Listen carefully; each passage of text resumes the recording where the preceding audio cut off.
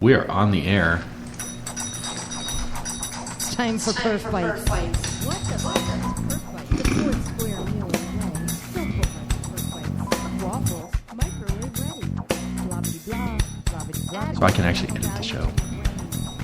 It's time for PerfBytes with your hosts Mark Tomlinson and James Pulley. PerfBytes. Whatever. Shh. Okay, we are back with part 2 from the PerfBytes Live BBQ. But we have the next item on our agenda. I should say, my name is Mark Tomlinson, the host of PerfBytes, and my co-host James Pulley is here with me in the PerfBytes Southern Command in Monroe, North Carolina. And I should point out that Mark today is very gregarious. I am, which means that's why we were doing 2 show recordings live in one day, which is pretty awesome. You can join us on Spreaker. If somehow you're listening to this and you're not on Spreaker, it must be rather miraculous because that's the only place we're broadcasting. So you can actually chat with us live in the Spreaker page. If you go to Spreaker.com, look for PerfBytes, Spreaker.com/show-PerfBytes. You can look us up on PerfBytes Facebook page as well. Chat us. We're online. We're on Skype and things like that. Send us an email. But you can chat us in the chat window live here. And this episode, part 2 of our live discussion here, we're going to introduce this idea of the Performance Manifesto. And I'm glad, Greg Kudas, you're with us to have a conversation, just as almost a third party, because you're not a performance person, load testing person by trade, so you can be sort of a third objective commentary on whether we're smoking crack or not. I will say that once you work for James for 1 week, you'll be haunted for the rest of your life by recruiters. It's true. Assume that I am. Oh, James, you must be really, really smart and attractive. Because that's part of that's really what they're hiring for, Greg. I don't know. Oh, really? I'm serious. So, James, I think you were the first person I actually sent a copy of these items, which I have coined the Performance Manifesto. But I do have to say that the original conversation started while I think it was at an Embassy Suites, sitting at the bar during the happy hour, but they had really great quesadillas, so I was having quesadillas. And I was chatting back and forth with none other than Shane Evans from HP, the Load Runner product manager. Yeah. And we kept talking about kind of just around these ideas of making a statement or making some changes for the industry. And he's very committed to the idea of preserving the profession, much like I was when I was the Load Runner PM. And I actually coined the phrase, I think it's time to create the Performance Manifesto. And so I've drafted some things, and I've put them out to yourself and Scott Barber and others for feedback, and the feedback has been actually quite good. But I'd like to review them in this episode with you and I here and our third-party objective commenteer. And I have to say, Chewbacca has gotten into the mood. I mean, he has gone and donned his Soviet sailor's cap. Speaking of manifestos. Yeah, with the hammer and sickle star on it. Yes. Grabbed his bottle of vodka, and he's ensconced in front of the cheese plate. He is a comrade in performance. I think Wookiees are just always itching for a fight. Wookiees are always itching for a fight, that's right. So if you'd like to listen in and share, we should make sure this is on PerfBytes. So maybe you could share, James, just your first reaction to this idea of me throwing out these items of much like the Agile Manifesto. Let's not be too full of ourselves. We're not the first people that came up with this. It follows like the Agile Manifesto for performance. What do you think? Sure. Just overall, the first response. Overall, I think having a governing set of principles for your profession or your organization is a good thing. It lets people who interface with you know what's expected from you. It lets your peers know what to expect from you and what their obligations are to you.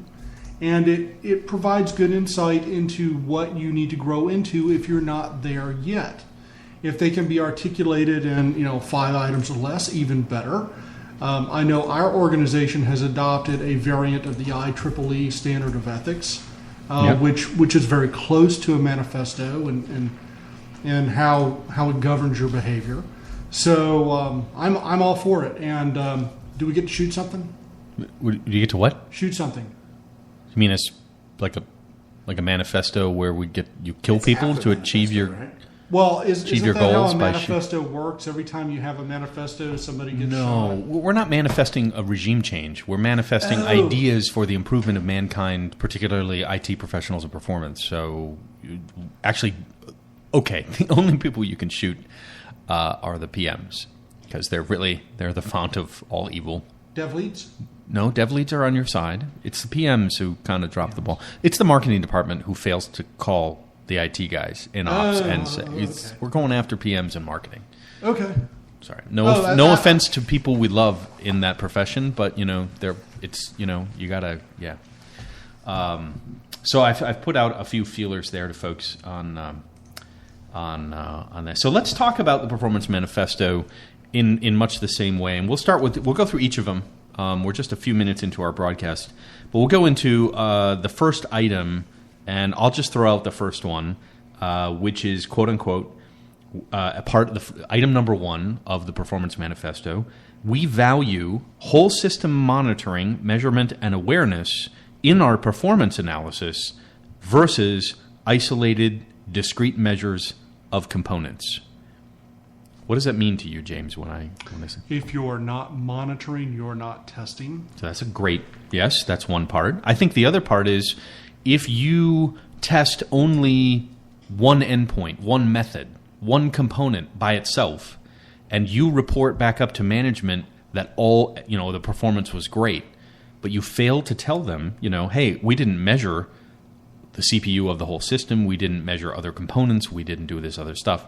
That awareness of your performance analysis should be, well, just for that component, it performs well. And if you don't measure all of these components, it really introduces more risk into the deployment. I mean, we've all faced the issue from a PM, a ops leader. Well, why didn't you catch this in test? Mm-hmm. And there could be a number of reasons. One, the test might not accurately reflect what the conditions were in production. But more often than not, it's failing on a portion of the system that you were not monitoring. Yeah. And it seems to be very, very popular these days that you run your testing tool without any monitors. Yeah, I would say almost 50% of the people I've run into still don't even have permissions to turn on monitoring through WMI or PerfMon monitoring or the remote stat or even native IO stat, VM stat, even if the tool doesn't do it for you.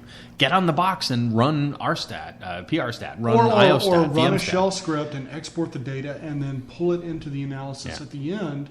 So you have all this data synchronized on a common timescale for analysis purposes. And it really does impact the value of what we deliver. Whole system monitoring, measurement, and awareness, which means if you didn't have permission to measure the database, you need to put an asterisk on your result that says the app server by itself, we monitored it, but we weren't able to monitor the CPU, disk, and memory on the database. So we have no idea whether that query was a runaway query, CPU, etc. So let's turn, James, now to our third-party, objective third-party. Greg, what do you think about this item number 1 in the manifesto about whole system monitoring versus, piecemeal? Good. Oh, yeah. Good practice. Good. I mean, I think no matter what you do in life, if you're not monitoring it, you're not going to know what's going on. It's like opening your eyes, driving with your eyes closed, kind of whatever phrase you want to say. I think that otherwise, I think you're saying that some testers feel like they're held back, but other testers might feel that they're off the hook without it. This is where the lack of permission turns into the excuse. Right. Yeah, and that's not good either. And a lot of third-party point. contractors, if you're hiring them as a service, use that as an out in their contract. We want to stop that. If you do not allow us to fully monitor your environment, and they'll have it in the contract, but they won't have it in any test result as an asterisk. We want to put it into that. We don't want to shut those people off for doing bad behavior. We want to enable them legally, contractually, with non-disclosures or permissions, to turn on monitoring and do that. So that's item number 1. James, do you want to go back and forth? Would you like to read number 2?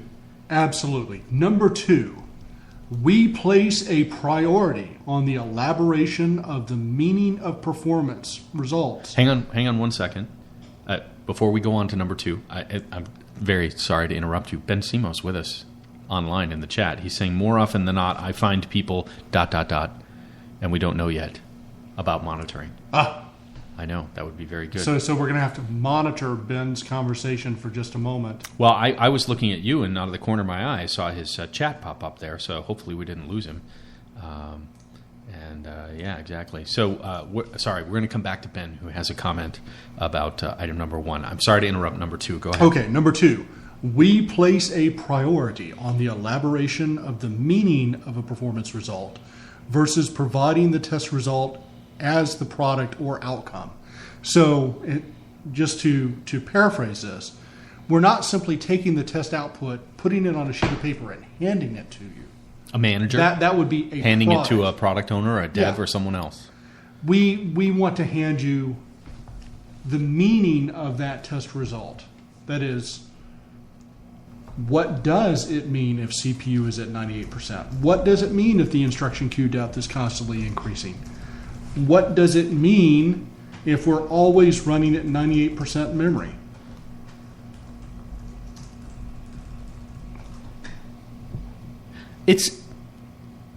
And if you're not smart enough as a performance engineer or tester or systems engineer or not enough experience to know what that means, that CPU, maybe not all 16 of them, but one of them is pegged. Oh, it just happens to be CPU 0. Well, what kinds of parts of an architecture are trapped on CPU 0? Maybe it's an I/O part. Exactly. So maybe your experience stops you from knowing.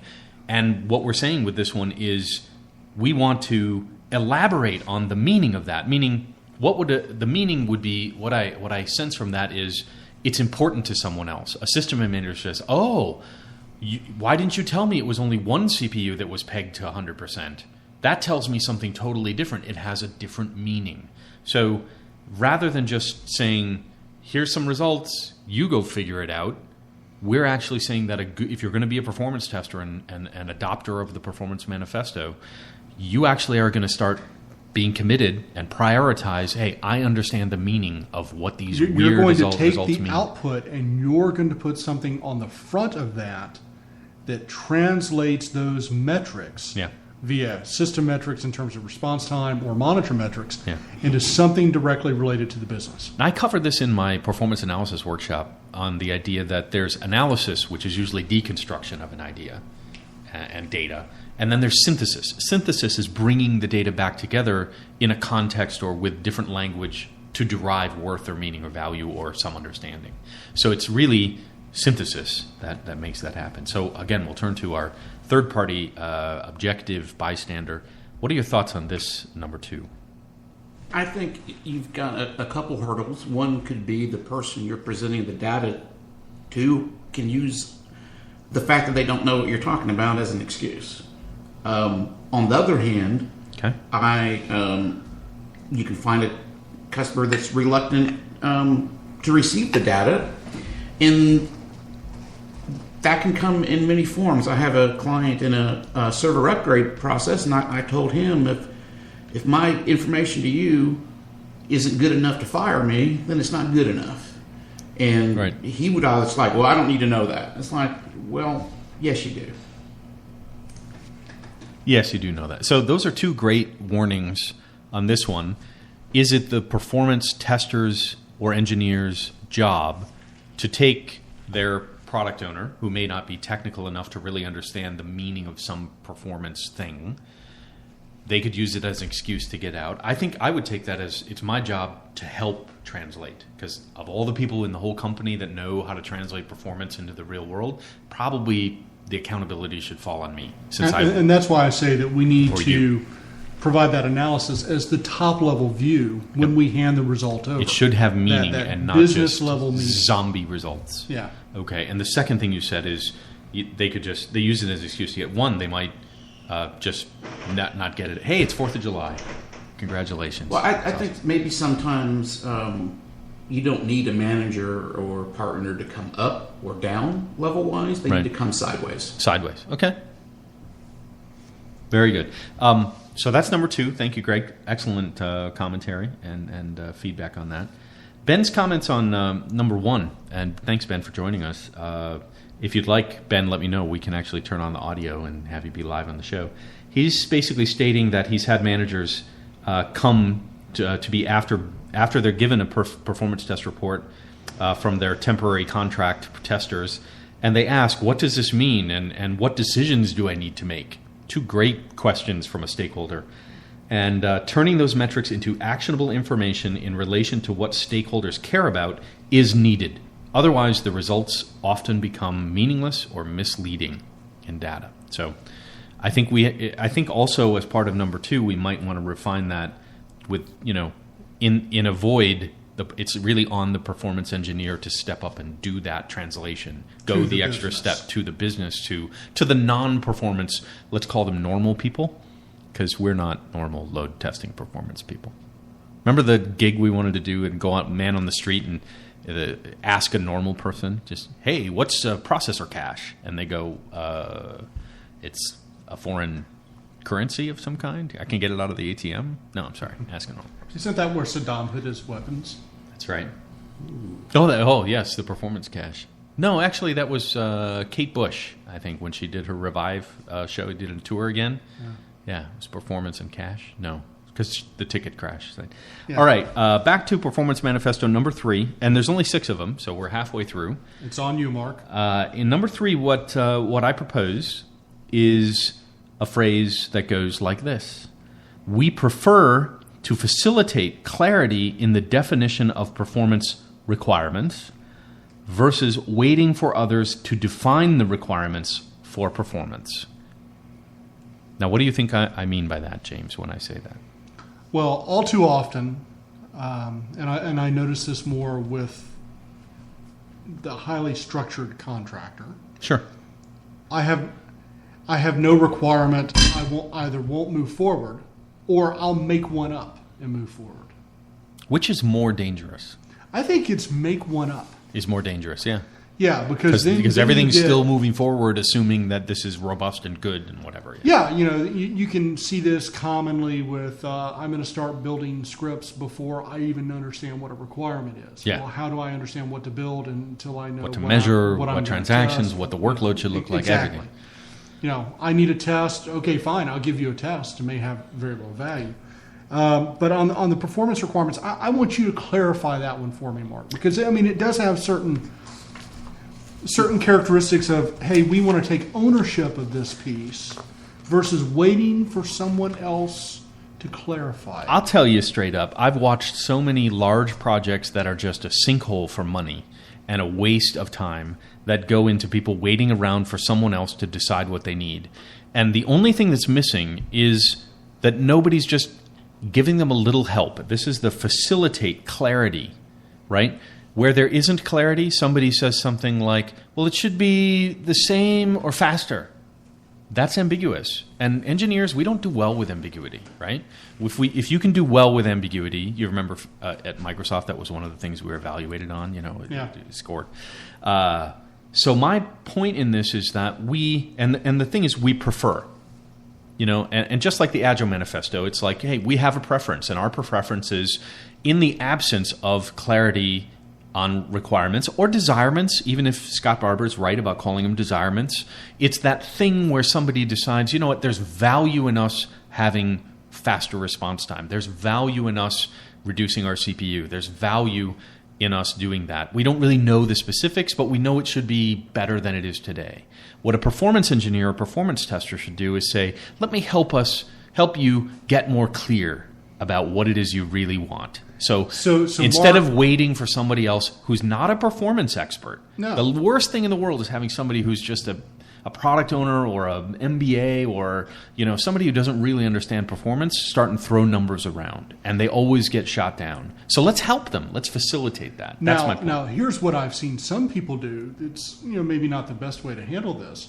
Is they simply put a stake in the ground and say, okay, the requirement is everything should be 2 seconds or less. Anyone have any objections? Nobody raises their hand because that sounds like a good thing. And they don't know what 2 seconds means anyway. And then all of a sudden they get test results. Everything is failing. Yep. and everyone is running around in headless chicken mode, and it gets tracked back to, well, you all agreed to 2 seconds. We had to have a number someplace. Yeah, and usually the danger is that no one picked up the phone. Just like the marketing guys don't call the IT ops, they don't call the performance guy and say, hey, you're a performance person. Can you help us translate our thoughts into something that we can start working on? And maybe our first goal, we don't start at 2 seconds at the 95th percentile. We start trying to get to 3 seconds on an average because we know we're pretty bad today and we want to get better. So you could work with a performance person and say, you know what, there's 60 or 70 transactions that work pretty well, but these 2-3 that you're really focusing on is a different kind of test. Now, Ben just posted something here, which is really great. He states, ambiguity in requirements is okay when starting performance testing.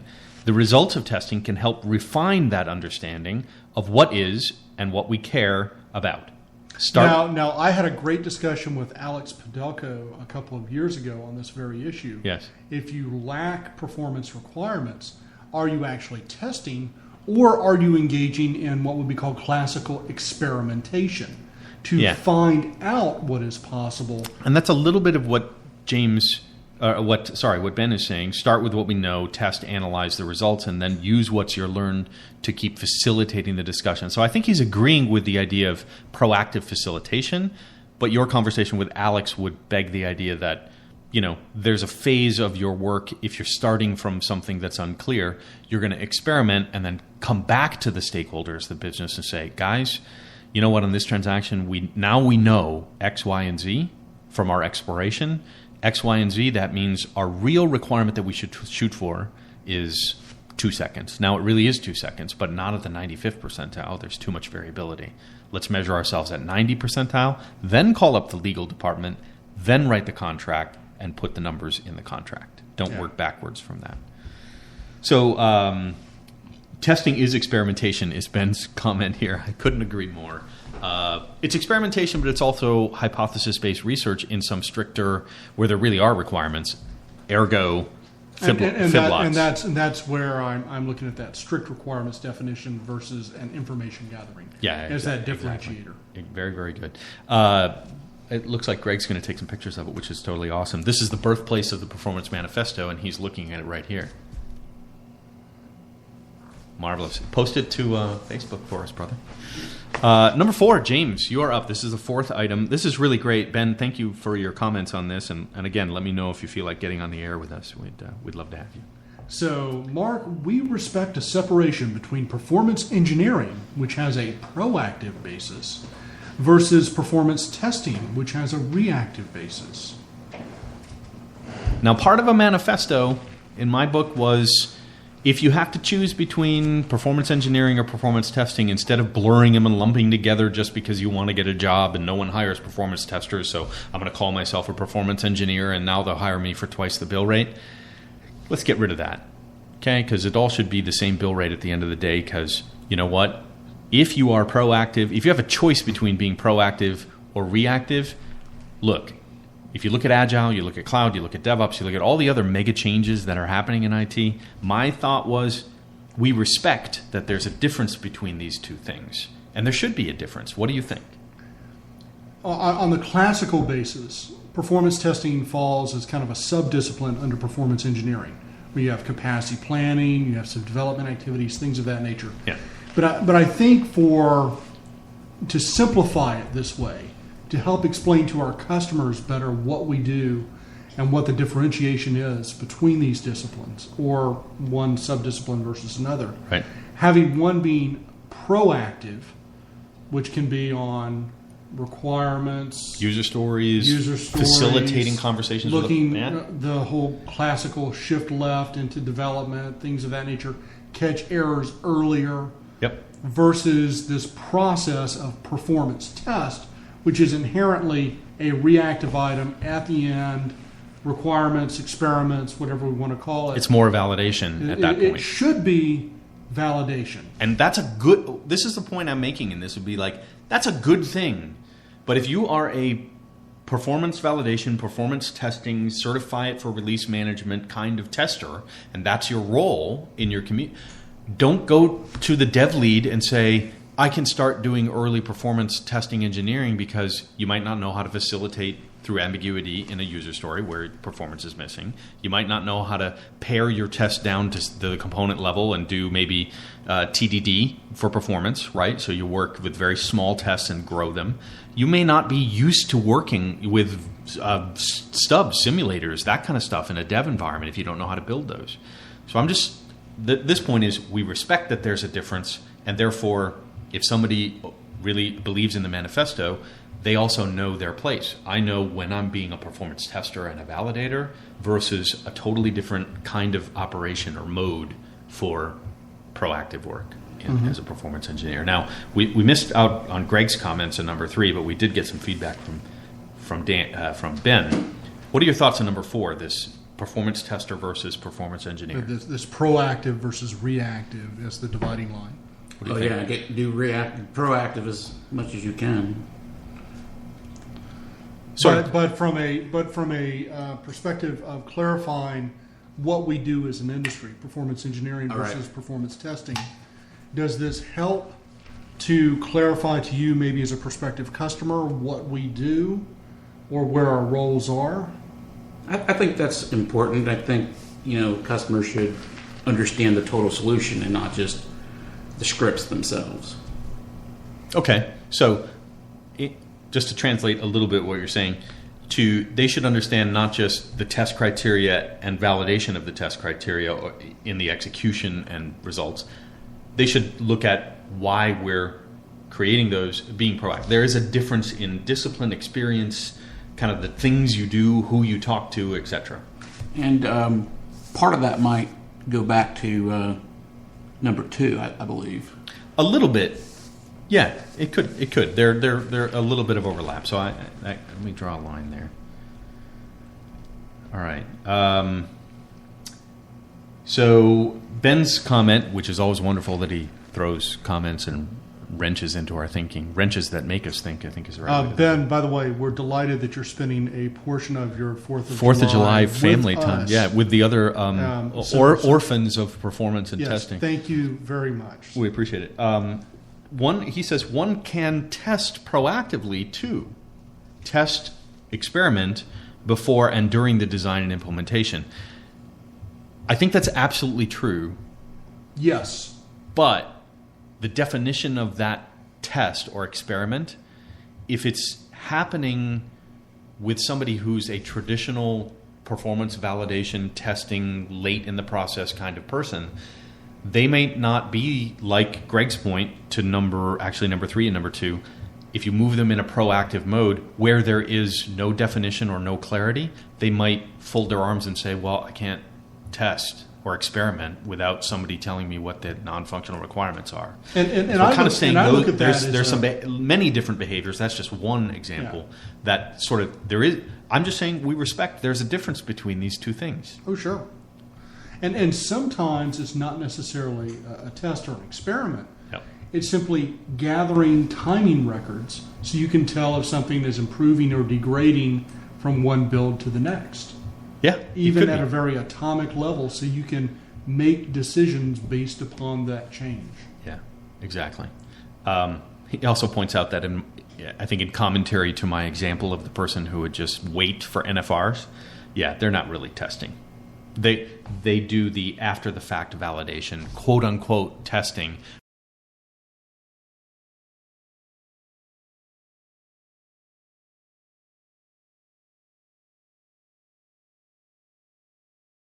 Just checking to make sure you actually met those requirements. So there's a testing, checking thing here, which is pretty cool. Okay, ready to go to number 5? Are you guys ready? I'm ready. All right, we're ready. Now, number 5, what I threw out there is this quote: "We favor the explicit disclosure of the context for performance results versus publishing without adequate synthesis." It's a little bit different than the number 2. In that the context for the performance results is not like monitoring or not like meaning. It's more like this test was tested in a 20% out of scale environment on virtual machines that will not run in production, and we favor somebody who will publish a result with an asterisk that says, here are all the caveats. So somebody who doesn't know will say, whoa, I see there's some exceptions down here, some gotchas or exceptions. And we favor that versus, just sort of blindly publishing your results. Go ahead, James. He's just itching to look at that. It's like... So I'm going to calm down here. I'm going to take a cleansing maybe breath. You just had a beer. What did you have, by the way? Sweetwater or something. Was it okay? Yeah, it was very good. So this is a shout out to Tony Dayton, the guy that takes care of us, our sales engineer at Sweetwater.com. Yeah. Which has nothing to do with Sweetwater beer. But we're thinking of you, Tony. We're thinking of you, Tony. So Sweetwater. So if you're online, Tony, I'll check. I'll see if it's on Facebook. All right, you were just red in the face about this. You want to read it again just to anger yourself some more? We are rational scientists. Anything that we publish should be reproducible by anybody else using our documentation. So, bingo. If we produce a set of documents that say X passed, and we do not provide full information on the environment in which test of X took place and how such test of X was conducted, then no one can take our documentation, go into a data center next door, completely stand up the environment, and run the same test and get substantially similar results. And if you cannot reproduce a result, what does that mean, Mark? It's not actually a test. Yes. Yeah. Non-reproducible, not a test. Yeah. So, that's one of the core attributes there. It could be from a strict hypothesis-based research. You need to be able to reproduce that result multiple times for the result to be considered valid. Yeah. So, if you think different than exploratory testing in the way we have invented software context-driven kind of things, right? Yeah. A little bit different so than this functional. is more formal, scientific method, peer-reviewed, all that. Hey, I'm there. I was like foaming at the mouth that you read. Right, but it still applies sort of generally, even if you're not in a very strict hypothesis-based scientific research for doing this kind of work at a very atomic level. You could still say this was tested in the dev environment, which is nothing like production. And casual statement is enough to say, hey guys, keep in mind, here's a context for when this test was done. It may or may not be, your results. And somebody may be viewing these results and see that asterisk and go down and look at it and say, that was totally false for the type of environment we should be testing in because of X, Y, and Z. And that information was never actually captured beforehand. Right. And now you actually have this feedback loop that it's going to come back at you like a baseball at 90 miles an hour. Ben agrees with you. He says, and if you can't reproduce a result, your testing isn't done. Amen, brother. Amen. We agree with that. Now let's turn. Ben, we're pouring you a glass. He's not here. We can't help. We have a Long Island iced tea. Chewy will drink it. Something, yes. Yeah. Now let's turn to Greg to ask him about this. A little bit more complex data here than you saw, James. What are your thoughts on this idea? Part of it reminds me of like a data center's disaster recovery document. You got to know how to put it back together once it's in many pieces. Mm-hmm. Now, what I'd ask you, though, is how much of this is negotiated up front? Because they need to know, because they need to buy off on it. That stuff is going to take time. Time is money. And you use the word favor. Does that mean there are circumstances that you don't charge for the documentation? I think where possible. And it's just the reason I chose favor over something that's hard, like require. Because if you look at this is a best practice, and it's a deviation. There's good practices. There's no one best practice. Gotcha. Yeah. Okay. It's kind of the language is a little bit softer, saying given the choice between knowing and being explicit about the context versus not, we favor doing that when we can. So there are times, let's say in a fast-moving agile context, where you know what, let's say your performance results were really positive, and so positive that you're like, even if I didn't tell them every little detail about every little thing, we're probably still going to give it a thumbs up and it's going to survive. So it's also a little bit like the Agile Manifesto saying there is a preference. We do this, not that. We like this, we don't like that.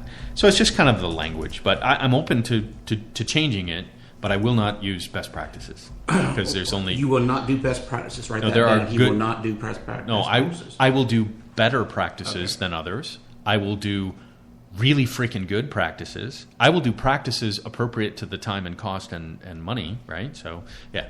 But there is no one best practice. So that's kind of where the favor comes from that. A lot of this is with the small business project that I have going on now where the customer just doesn't seem to care. Yeah. In this case, though, I said, I do it or I don't come back. So this is interesting, Greg. You bring up a situation where you're kind of taking a hard line, almost an ultimatum with your customer. It was. But it's kind of in a vacuum of apathy where they're saying, well, I know this is important to you, and even though you know more technically than I do, I'm ambiguous and wiggly, and you're not. But you know what? Sometimes you don't have a choice. You're like, okay, customer X, this is on, you kind of have to, that's why there's this wiggle room in the language a little bit, I think.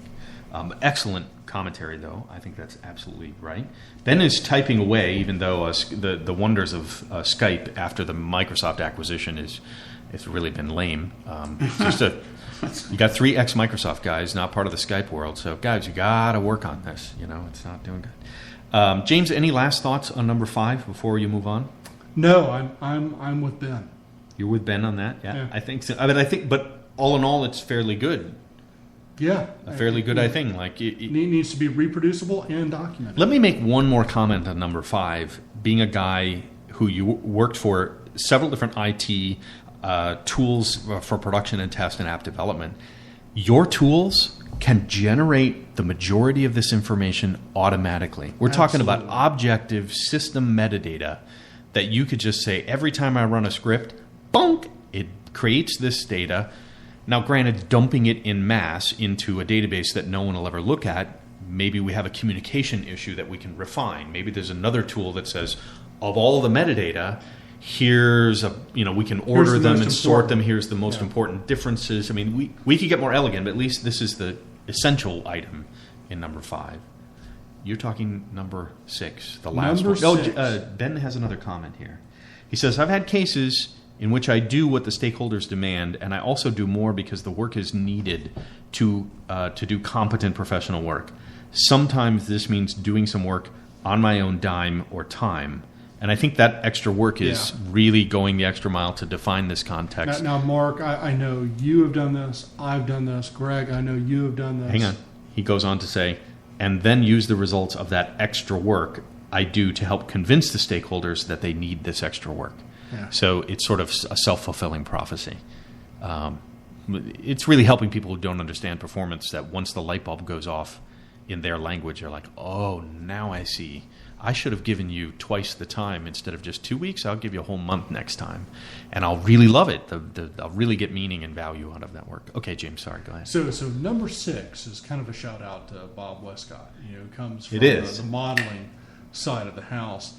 Is we eschew arithmetical extrapolation from simulated performance in preference for measurement of real-world performance. So to translate from the Mark speak of... No, I love the word eschew. You do? Yes. God bless you. We will eschew. I thought it was great. Yeah, I prefer something like we will set aside. And I'm personally the author of the Performance Manifesto, so I get to use the word eschew. You will eschew too. I eschew, you eschew, we all eschew. Everybody okay, eschew. This is where people are going to start taking up arms. I can see that now. Well, I'd like to eschew that at all costs. Okay. It's clear that models have their place. They really do. Of course. They're used probably not often enough to examine a lot of what-if possibilities.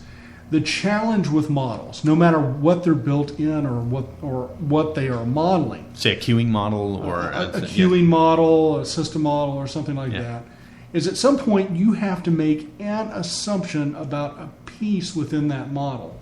And even when you look at classical modeling programs, they will tell you at some point you have to run a test to validate with actual observations. Because you know what they say about assumptions? If you assume, they make an ass out of you and Greg, I think is how it goes. I don't think Greg's the objective third-party non-performance person, so I think he's Oh, kind of well, off the hook I here. guess he's not going to agree with me at this point. Well, then it's just between you and me as the host of PerfBytes. Yeah. We don't assume because that whole thing. Yeah, exactly. yeah, but and so there's the root of the problem is that you make an assumption about the scalability of a piece of the system. You have no objective data at the point at which you are modeling as to whether that piece fails at that level. And we've all heard of the hockey stick. It happens, at some point in the system. It usually happens unexpectedly, where your system response time goes from arithmetic to logarithmic, and then boom. Yeah. That is the assumption that's likely going to plague your model. I think this is the reason I write this is I think of every brand new vendor in performance creating things that work to do testing in production. Yeah. To do the SOSTA model, the Seth Elliott Microsoft model, all of our BlazeMeter, Flood.io, and these guys, and even the HP guys. I mean, I started with LoadRunner in the cloud, and now they're coming out with even more stuff. They've been doing active tests for how long? The SaaS stuff. Is really the idea that the costs associated with the risks of missing one component or one assumption are greater than the cost associated with the risk of just running a real test. And I think this goes back. I agree. This goes back to something I learned from a man named Mike Exacalis back in the Mercury days, back in the 90s when I started. And Mike X said, we don't go into all this slice it and dice it, individual modeling kind of stuff. We generate load just like the real world from the front end. We turn up the heat and we wait for the water to boil and we find out what's wrong. And I hope Mike X is listening. I don't know. He may be not. Because if he's not, I just want to let him know, Mike, you changed my life. He did. And that was the... He was my first manager in professional services at Mercury. Yeah, Mike was a fantastic guy. And, this idea... stems from that idea that, in a fast pace, you might become the master of a J2E end-to-end system with JMS Spring and a framework using Hibernate going to Oracle, and all you have to do is change one component because, I don't know, the vendor pricing was better, and you're in the cloud and it's totally flexible, and your knowledge as a performance tester is, oh my God, all my models are wrong, and it's going to take me 6 months to update all my models through all the tests and experiments I need to do. And the modern IT world will not wait for you. And that's the death of performance. And that's why that's in there, is really to say, guys, we're going to just do some more real-world performance here.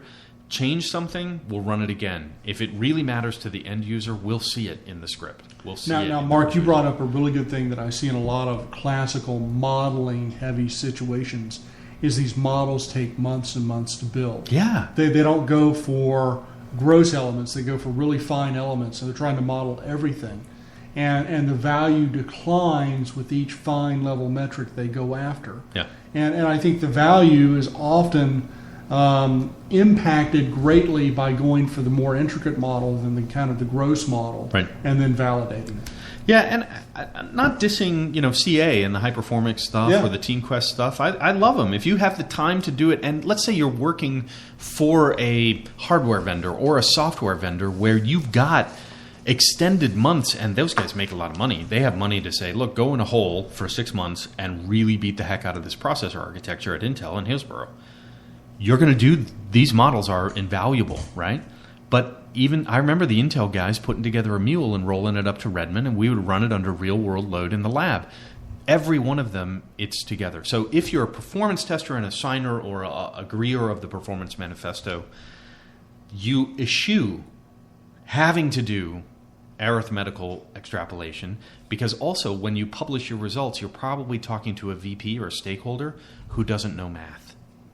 Never studied even casual statistics. No, they had to have statistics in their business course, but they probably didn't do well at it. There were a lot of dollar signs around it, not just straight up standard deviation.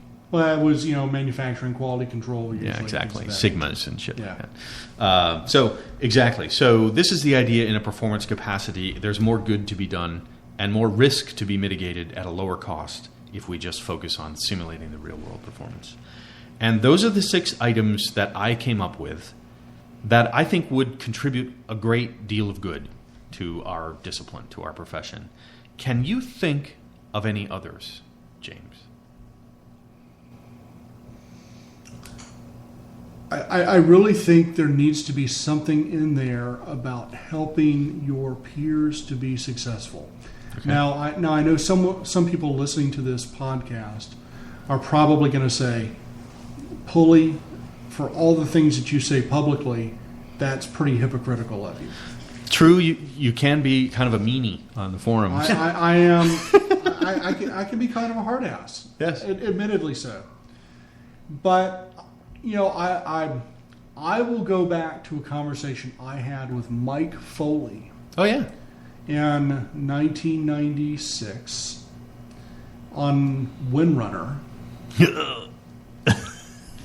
in the offices of what became Oracy at the time, Technology Builders. Yep. And I had a question, and I was like, Mike, I've got a question. And he turned to me and said, have you researched it?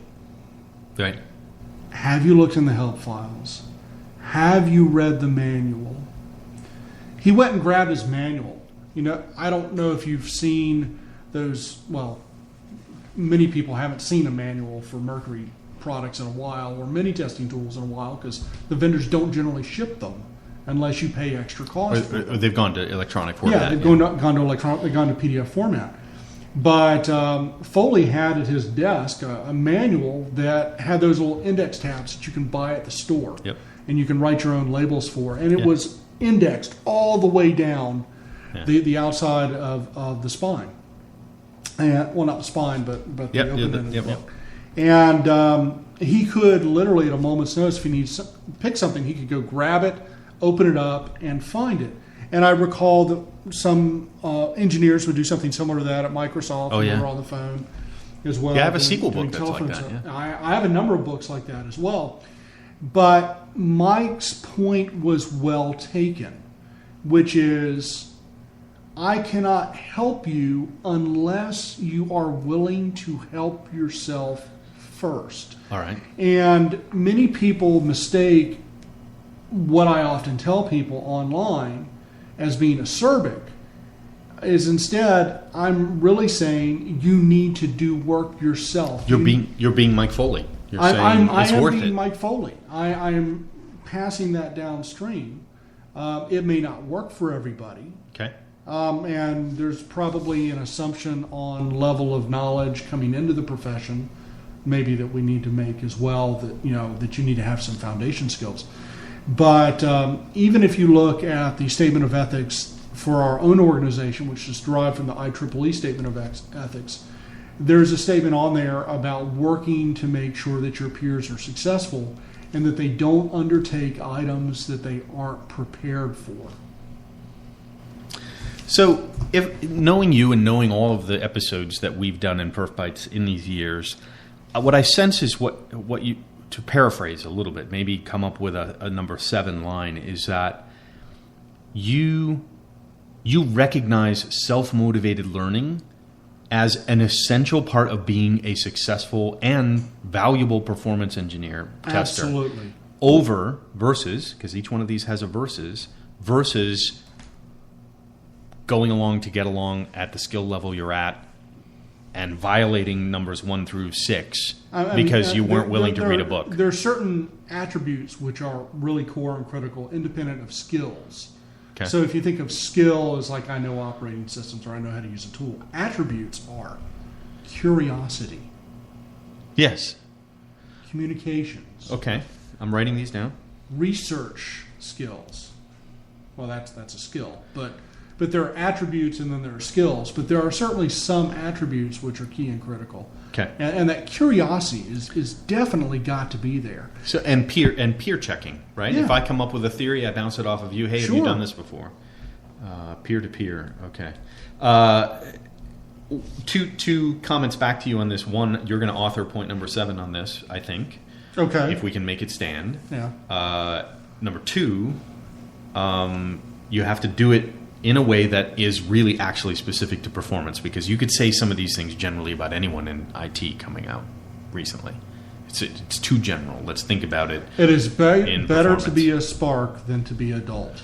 There you go. Adult. Greg, what are your thoughts on this? Is it specific enough? Is it too generic? I have to agree with both of you. Oh, okay. That's really helpful. I've got to hear this one, Greg. Go for it, man. That's all I have. That's all you have. That's Okay. it. All right. You're just waiting for the cheese course, aren't you? This is true. Yes. All right. So we have some comments from Ben. I'll actually go with Ben's comment on the latest one. Self-motivated is essential in learning, especially performance. Also, as I learned watching Sesame Street as a child, get to know the people in your neighborhood. Find the people to help where your knowledge is insufficient. So can we incorporate Sesame Street into item number 7? We just borrow some language, maybe? The Count, the Cookie Monster, or Bert and Ernie. Maybe not the character. Maybe we'll come up with some other. We'll research some Sesame Street Grover. language. Grover. Yes, exactly. Be Cookie Monster, where performance metrics are cookies in the analogy. But I think there may be number 7. My challenge to you is to draft Ben, number 7. Ben, I like your idea about know your neighborhood. Well, that's where the learning. Always have your peer. Yeah, let your curiosity. So maybe there's some of this language. We value, we place a priority, we prefer, we respect, we favor, and we eschew. It's also we rely on self-motivated curiosity in our success as performance professionals versus just doing the bare minimum and not following through on real learning. Something like that. Yeah. That's on James. Now, to totally respect Ben's interaction here, because I love the fact that he's shooting us these ideas, back on number 6, where we're talking about models and extrapolation versus our preference to do real measurement of real-world performance, he points out, don't spend months building models and scripts to implement them. Test iteratively, adjust as you learn. He learned this the hard way, designing models and tests in detail and then having the first set of tests executed invalidate all of the assumptions which these models were designed or otherwise cause us to change the complete direction and approach in your testing performance. I'll have to agree to that because I was doing testing with, I think it was pushing a Lawson system with a bunch of guys from BMC. BMC had some of the performance capacity planning, 6-month project, large mainframes, huge model, all sorts of testing. And people I've never been on a project like that since, and I've never had hardly anyone ask me about these large model capacity planning projects that go on forever. So thank you, Ben. We're in vehement agreement with you. So we have these 6 items as the Performance Manifesto. We'll work on a 7th involving personal responsibility and your integration with your community at large. Yes, we'll try to come up with that, where we see one. I think there's a versus there. There's people who we as signers of the Performance Manifesto favor pursuing our own curiosity about performance versus who cares, or just going along to get along. All right, and of course we're open to other folks giving us feedback and thoughts about performance and the Performance Manifesto. I think this will turn into a blog entry that we'll probably post on the PerfBytes page. And by the way, we just had a new individual show up. That's awesome. Mr. Ernie Mitchell, a college buddy of mine. He's hiding around the corner, perhaps. Voice talent, sunglass model. Very good. We're live on the air, Ernie. Welcome to the show. Thank you. Right on, man. Well, we're kind of wrapping up this episode a little bit. So maybe we need to do a standard show closing.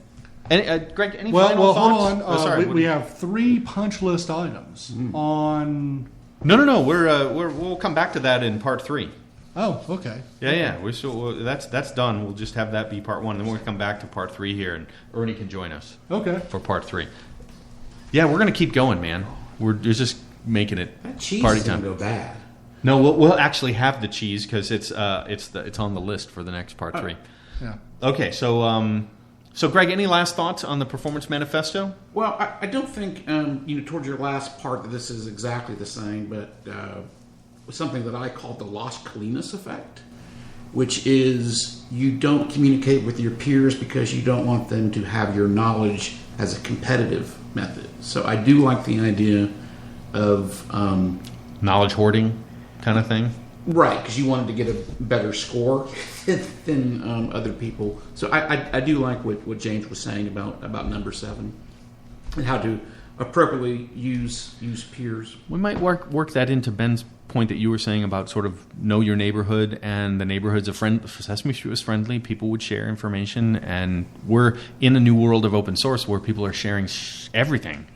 So that number 7 speaks to why you and I are here today, Mark. Exactly. Having this conversation. And Ben's online with Skype, sharing his thoughts and everything. Yeah. Yeah. Sometimes you got to let people come onto your yard. And maybe it'd be nicer if you offered them a beer and had a conversation. You might notice they're not evil and competing with you.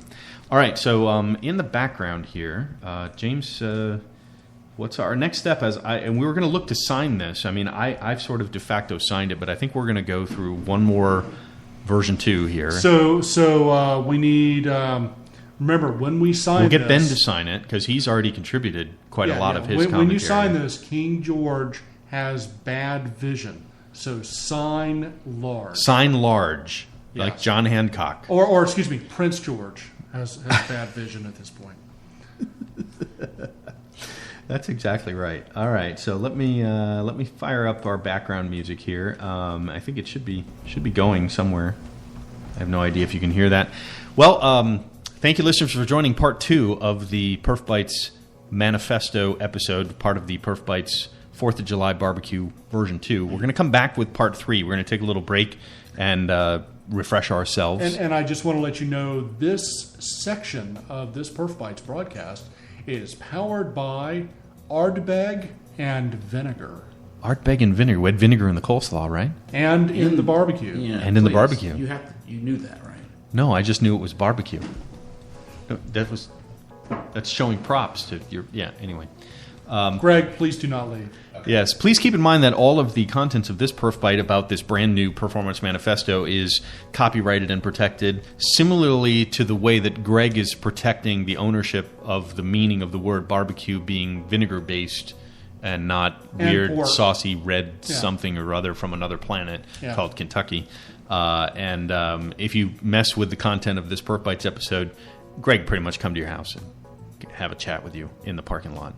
If you have a parking lot at your house, right?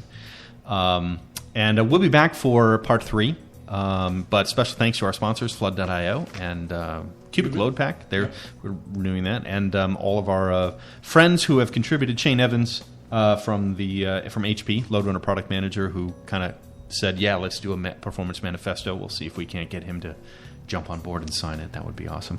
And all the usual other closings we'll do. I'll just do those in part 3. And so we'll see you guys in about 15, 20 minutes for the next episode. Later.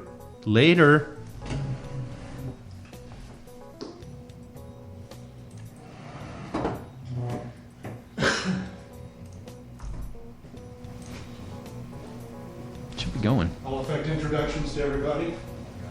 Come on in for some Q, man. Lexington is about an hour away. Q's warm. That's where the you're coming on the body line, east and west. East is the only one that does it, right? Yes, sir.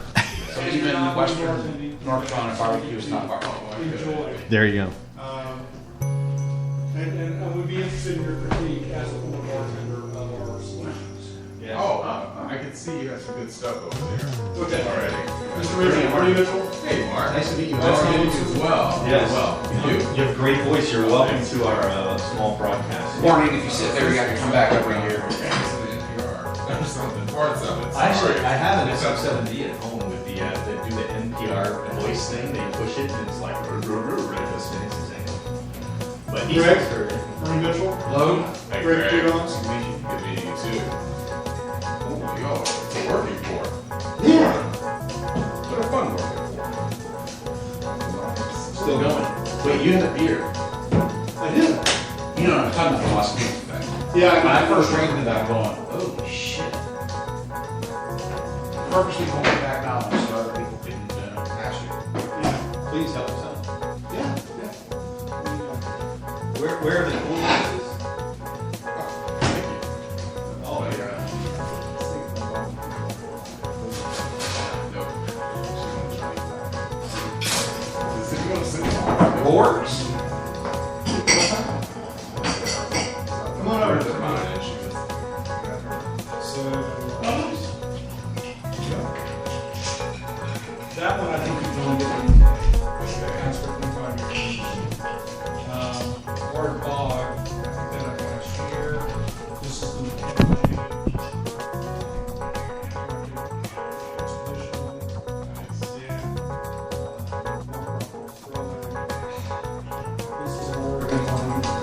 this. Of course, I will.